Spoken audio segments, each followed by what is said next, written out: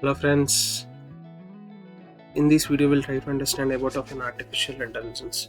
I know there is a buzzword like हर कोई artificial intelligence के बारे में बात कर रहा है, लेकिन हम लोग ये समझने की कोशिश करेंगे कि artificial intelligence का evolve कैसे हुआ। ये कोई नया कॉन्सेप्ट है नहीं है कि जो ये 4-5 साल से जो हम लोग सुन रहे हैं कि ये 4-5 साल से या 3 साल से शुरू हुआ है, जो कि जनरेटिव एआई आने की वजह से, चैट जीपीटी आने की वजह से काफ़ी लोगों को ये दिमाग में आ रहा है कि आर्टिफिशियल इंटेलिजेंस एक अभी का वाला कॉन्सेप्ट है, लेकिन आर्टिफिशियल इंटेलिजेंस बहुत पहले से है।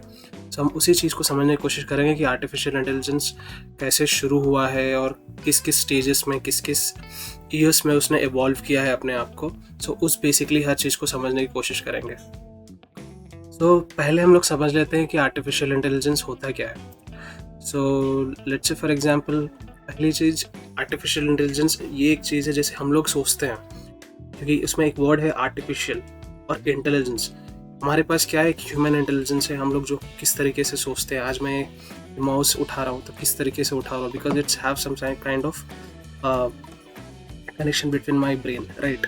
सो उस तरीके से हम लोग एक इंटेलिजेंस को इवॉल्व हुआ है जैसे ह्यूमन इंटेलिजेंस है। सो उसी तरह से एक तरीके से एक मशीन में हम लोगों ने आर्टिफिशियली एक इंटेलिजेंस डालने की कोशिश करते हैं। सो बेसिकली क्या होता है, in scientific terms it defined as a capability of a computational system to perform task typically associated with human intelligence such as learning, जैसे हम सीख रहे हैं, जैसे हम समझ रहे हैं, reasoning, problem solving, perception and decision making. So सभी चीज़ों को आर्टिफिशियल इंटेलिजेंस कहते हैं। इस डेफिनेशन को ध्यान से पढ़िएगा, learning, reasoning, problem solving, perception and decision making. तो इस सभी चीज़ों को क्या आर्टिफिशियल इंटेलिजेंस आज कर पा रहा है या नहीं कर पा रहा है, ये सवाल बिल्कुल पूछते रहिएगा कि आपको क्या आर्टिफिशियल इंटेलिजेंस खुद से पढ़ाई कर पा रहा है, खुद से रीजन कर पा रहा है, खुद से प्रॉब्लम को सॉल्व कर पा रहा है, क्या अपनी पॉइंट ऑफ व्यू दे पा रहा है वो, perception and decision making.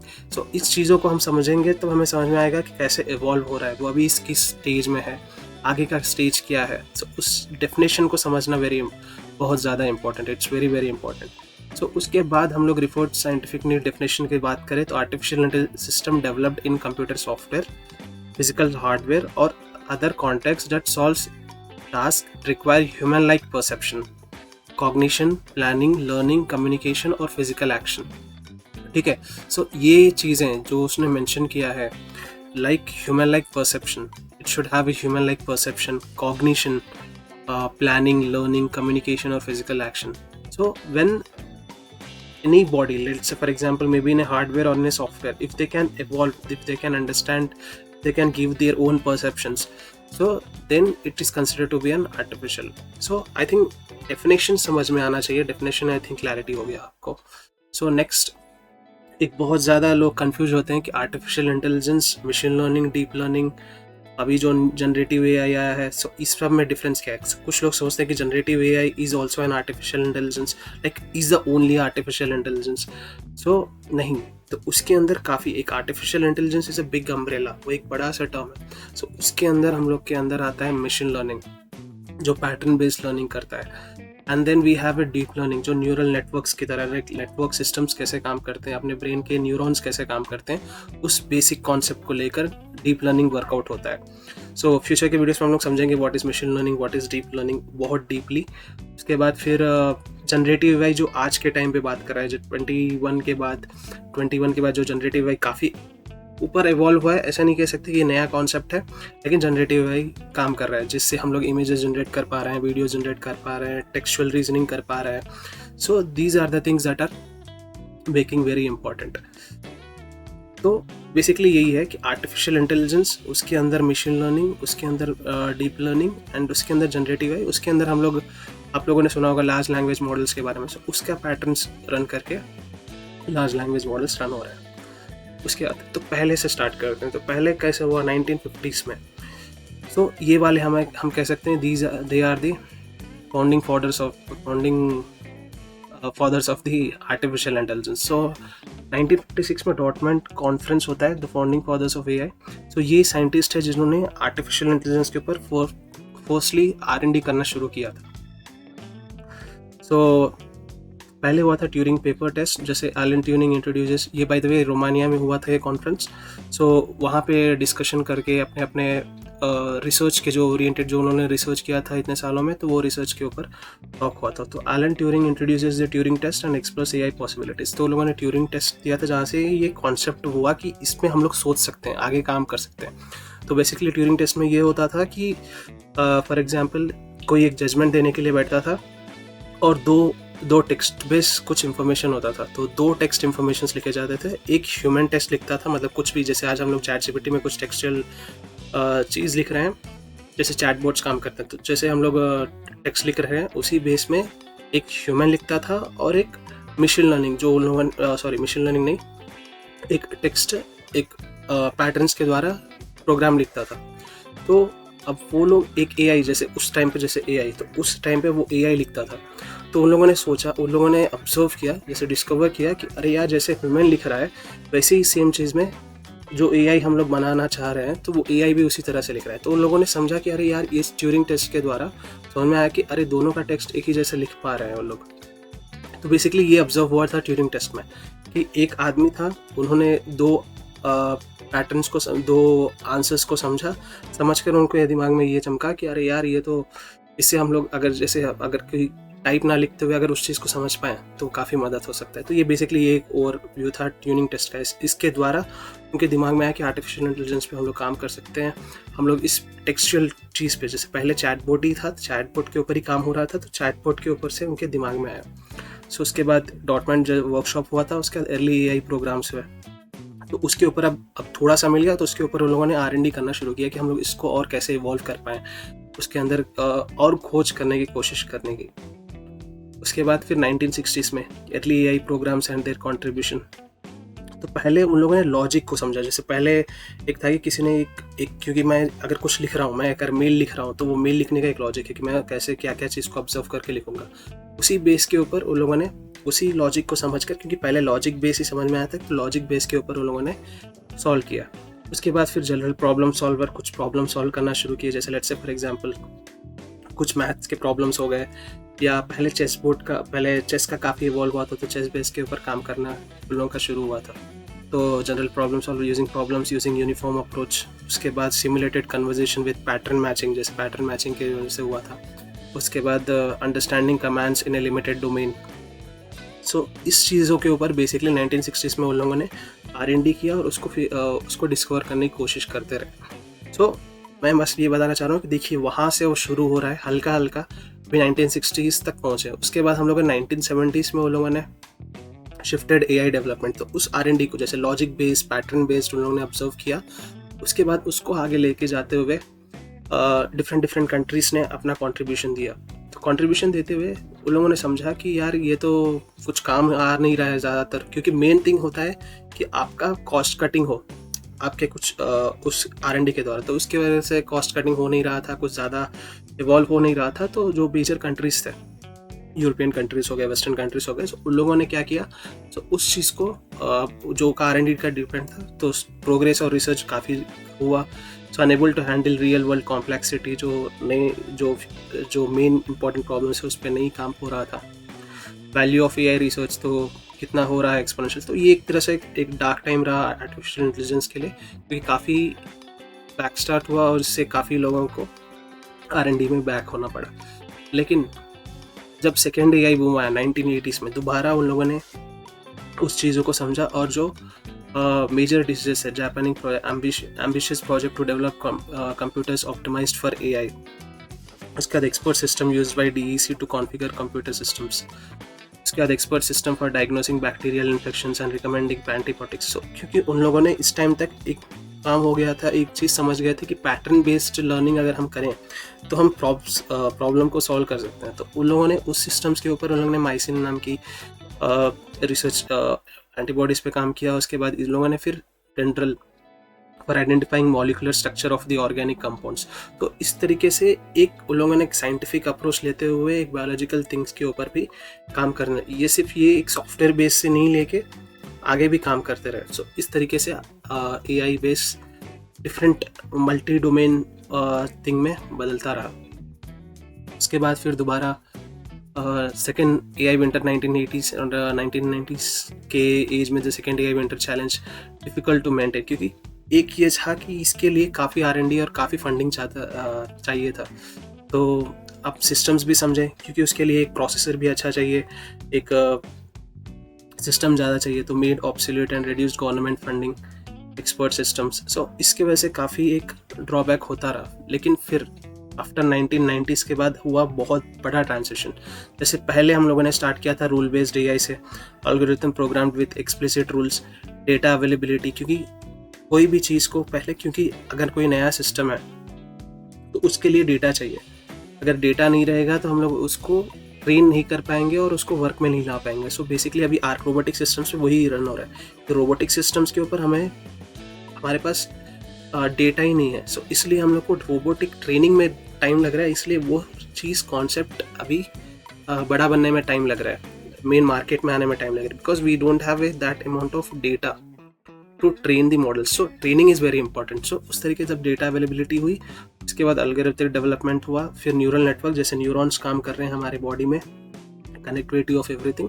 So neural network के बाद मशीन लर्निंग का कंसेप्ट है, जिस चीज़ pattern based learning. So AI learns from data without explicit rules, कि सर्टेन रूल्स के हिसाब से वो खुद भी थोड़ा बहुत बेसिक इवॉल्व हो सकता है। और हम लोग समझेंगे मशीन लर्निंग के बारे में जब आगे समझेंगे कि डॉग्स एंड उसको जब हम लोग डॉग्स की तरह ट्रेन करते हैं तो वो डॉग समझेगा, कैट की तरह ट्रेन करेंगे कैट समझेगा, तो बेसिकली मशीन लर्निंग का होता है। तो इस तरह के 1990s के एज तक मशीन लर्निंग बहुत ज़्यादा इवॉल्व हो चुका था। और उस टाइम पे हम लोग का जैसे 90s के बाद 2010 तक मशीन लर्निंग बहुत ज़्यादा इवॉल्व हो चुका था। उस टाइम पे एलेक्सा जैसे थिंग्स आए थे, बहुत सारे चैटबॉट्स आ रहे थे, हर कंपनी चैटबॉट्स यूज़ कर रही थी उस टाइम पे। तो उस टाइम पे बहुत ज़्यादा इवॉल्व हो चुका था मशीन लर्निंग। अमेजोन बेसिस में मशीन लर्निंग रोबोटिक्स का यूज़ हो रहा था।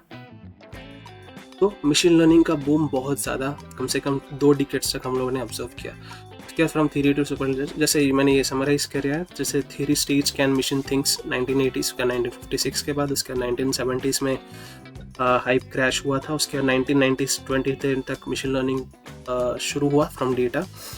उसके बाद फिर न्यूरल नेटवर्क्स का टाइम आया, जब यहाँ पे कुछ एडवांस लेवल ऑफ डेटा के ऊपर रन करते रहे हम लोगों ने, तो न्यूरल नेटवर्क्स। उसके बाद फिर जनरेटिव AI, अभी जो हम लोग का फेस चल रहा है, जहाँ पे हम लोगों ने chat GPT, Claude, Gemini, Perplexity जैसी टूल्स के ऊपर काम कर रहे हैं, जिससे हम लोग image generation, nano banana, image generation, video generation, Midjourney, तो उस तरीके से हम लोग टूल्स को, जैसे डिफ्यूजन मॉडल्स को यूज़ करके हम लोग इमेजेस, वीडियोस जनरेट कर पा रहे हैं। सो इस तरीके से हम लोग इवॉल्व हो रहे हैं जनरेटिव AI में, जो भी फिलहाल अभी चल रहा है। लेकिन इसके बैकग्राउंड में अभी इतना कुछ हुआ है जो कि ये बहुत कम लोगों को पता रहता है। लेकिन ये वाले चीज़ तक पहुंचने के लिए अभी हम लोगों ने इस चीज़ को, पाथ को कवर किया है। सो अब हम लोग आगे बढ़ रहे हैं एजेंटिक AI के द्वारा के पास। एजेंटिक AI क्या है?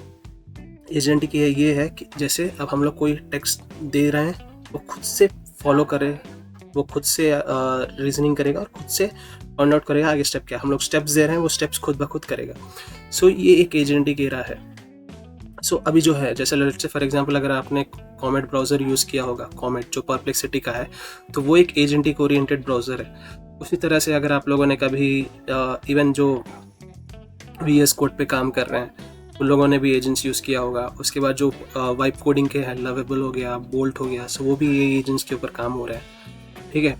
सो उस तरीके से एजेंटिक इंटीग्रेशन होके काम कर रहे हैं। अभी हर कंपनी एजेंट्स के ऊपर काम कर रही है, सो दैट कि वो हर चीज़ों में एजेंट्स को इंटीग्रेट कर पाए।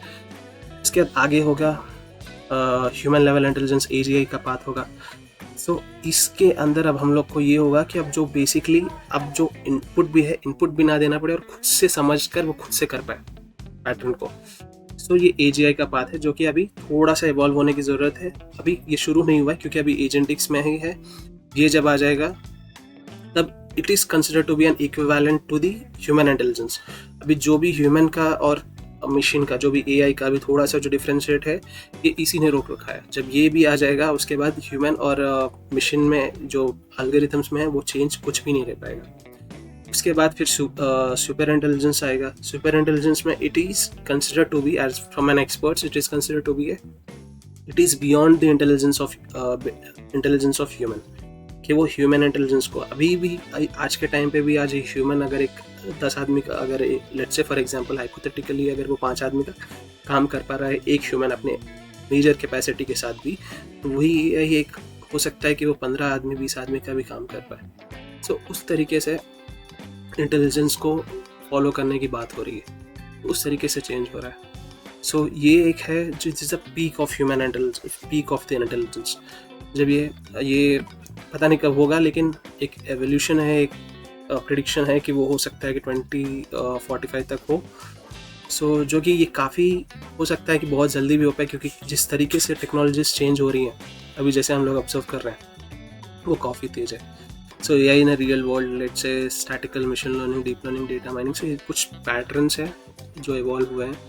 इसके बाद बेसिकली जैसे मैंने ये मेंशन कर ही दिया है कि definition, machines mimics human intelligence, system learns from data, it's machine learning, deep net analyzes complex data, generative new content, so knowledge based, और जैसे हम लोग text generation, image recognition, NLP, speech recognition, तो ये पूरे डीप लर्निंग के concept है। जैसे हम लोग इमेज रिकग्निशन हो पा रहा है, जैसे सीरी काम कर रही है या उसके अंदर नेचुरल लैंग्वेज प्रोसेसिंग चल रहा है, because it's a very complex data. So वैसे spam filters, recommendation systems, expert systems, ये जब हम लोग मशीन लर्निंग, डीप लर्निंग के, जनरेटिव एआई के बारे में पढ़ेंगे, तब हम लोग डीपली इन सब के बारे में समझने की कोशिश करेंगे। Current trends and future directions, जैसे explainable AI, developing AI systems that can explain their decisions and actions to humans. Let's say for example अभी हम लोग वही एक तरीके से एक्सप्लेनेबल एआई, चैट जीपीटी से हम कुछ भी पूछते हैं, let's say for example what is photosynthesis, what is artificial intelligence, so he is able to make us understand very easily, right? So उस तरीके से तो अभी एआई एथिक्स पे भी काम करेंगे कि अभी जैसे हम लोगों के डीप फेक्स काफ़ी हो रहे हैं, जैसे हम लोग देख भी रहे हैं। सो एक लीगली, लाइक एथिकली हम लोग एआई को यूज़ कर पा रहे हैं या नहीं कर पा रहे हैं, सो वो भी एक इम्पॉर्टेंट कॉन्सेप्ट है। इस पर भी हम लोग बात करेंगे चैनल के ऊपर कि एआई एथिक्स क्यों इम्पोर्टेंट आता है, किस तरीके से इस्तेमाल करें। गवर्नमेंट्स के डिफरेंट गवर्नमेंट्स, जैसे यूरोप में है, यूरोप में क्या नॉर्म्स हैं, अमेरिका में क्या नॉर्म्स है, सो इंडिया में क्या नॉर्म्स होने वाले हैं। सो उस चीज़ों के बारे में एआई एथिक्स पे हम लोग बेसिकली बात करेंगे, और हर लोगों को जानना बहुत इंपॉर्टेंट होता है। उसके बाद रेनफोर्समेंट लर्निंग, जैसे मशीन लर्निंग का पार्ट है ये। सो वैसे ट्रेनिंग एआई एजेंट्स को, making decisions in complex and generative AI, artificial general intelligence, जो मैं बात कर रहा था एजीआई के बारे में। So that is artificial general intelligence, जो कि अभी गोल है, अभी ये नहीं फाइंड आउट हो पाया है, अभी तक यहाँ तक नहीं पहुँचे हैं, लेकिन बहुत जल्दी पहुंच जाएंगे। Maybe in 5 years we can predict it. So pros and cons क्या है? So transforming life, AI is revolutionising various aspects of daily life enhancing, ये तो सभी को पता है। सो और एक मेन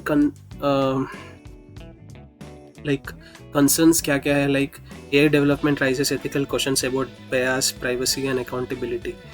सो ये एक बहुत है। उसके बाद responsible use, ensuring AI is used responsibly requires careful consideration of its societal impact, right? And potential risk, AI poses potential risk such as jobs displacement and misuse of technology। ये तो अभी सभी को पता हो पा रहा है। रिस्पॉन्सिबल यूज़ किस तरीके से, तो ये बेसिकली एथिकल वे में बहुत ज़्यादा कंसर्न है कि हम एआई को किस तरीके से इस्तेमाल करें। हम हो सकता है कि आप और हम सही से इस्तेमाल कर पाए, लेकिन जिसको गलत तरीके से इस्तेमाल करना है वो तो गलत तरीके से इस्तेमाल कर ही लेगा कैसे भी। तो उस तरीके के लिए गवर्नमेंट्स क्या रेगुलेशंस लानी चाहिए, क्या ला रही हैं, उस चीज़ के बारे में समझना भी हमें बहुत ज़्यादा ज़रूरत है। सो ओवरऑल ये था completely about of an AI, like 1950 से लेके अभी जो प्रेजेंटली 2025 और फिर 2026 आने वाला है कुछ दिनों में। तो इस चीज़ों में इतना ज़्यादा इवॉल्व हुआ है, तो क्या ये सब चीज़ें हमें इम्पैक्ट करती हैं, कितना इम्पोर्टेंट है इस चीज़ों को जानना, तो ये चीज़ें हमें बेसिकली समझाना चाहता था। तो होप सो आप लोगों को कुछ इन्फॉर्मेशन मिला होगा, कुछ समझे होंगे, एटलीस्ट कुछ नॉलेज तो हुआ होगा कि भाई ये वाला 3-4 साल पहले वाला एआई सिर्फ नहीं है, इससे पहले बहुत कुछ काम हुआ है आर्टिफिशियल इंटेलिजेंस में, जो कि अभी और आगे होने वाला है। जैसे एजीआई आएगा, सुपर इंटेलिजेंस आएगा, तो इन सब को हमें आगे देखना है कि कैसे इवॉल्व हो रहा है। ठीक है, तो आई थिंक यही था मुझे समझाना था इस वीडियो में। आई थिंक आपको समझ में आया होगा। सो अगर आपको ये समझ में आया है, so don't forget to subscribe this channel and like and share with your friends who are very keen and to understand AI. I think AI should know everybody irrespective of their domain. So yeah, तो like करिए, share करिए। इसी तरह से हम लोग इस channel पे वीडियोस बनाते रहेंगे related to AI, related to companies and everything. So subscribe करिए। मिलते हैं अगले वीडियो में। जय हिंद, थैंक यू।